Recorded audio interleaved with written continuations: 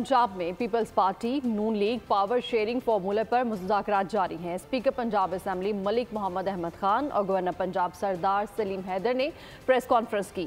Speaker Punjab assembly का कहना था कि पीपल्स पार्टी और नून लीग का इत्तेहाद मुल्क को मसाइल और मुश्किलात से निकालने के लिए है।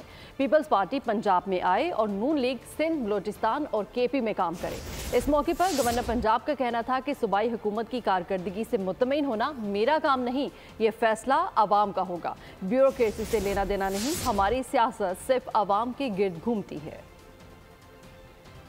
लीग दोनों का मकसद बड़ा है। इस इत्तेहाद का मकसद सिर्फ पावर शेयर करना नहीं है। इस इत्तेहाद का मकसद मुल्क की मईशत को ट्रैक पे डालना। ये फेडरल पार्टीज हैं, इनको मुस्लिम लीग को सिंध में काम करना चाहिए, पीपल्स पार्टी को पंजाब में करना चाहिए, खैबर पख्तूनख्वा बलोचिस्तान में। रीजनलाइजेशन ऑफ पॉलिटिकल पार्टीज वफाक के लिए जहर कातिल है।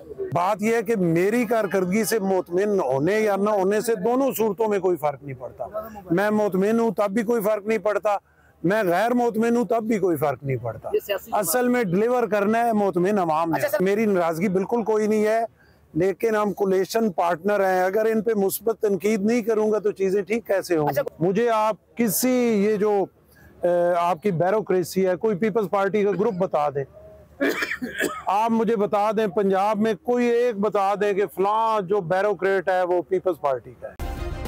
सब्सक्राइब करें और बेल दबाएं ताकि कोई खबर रह न जाए।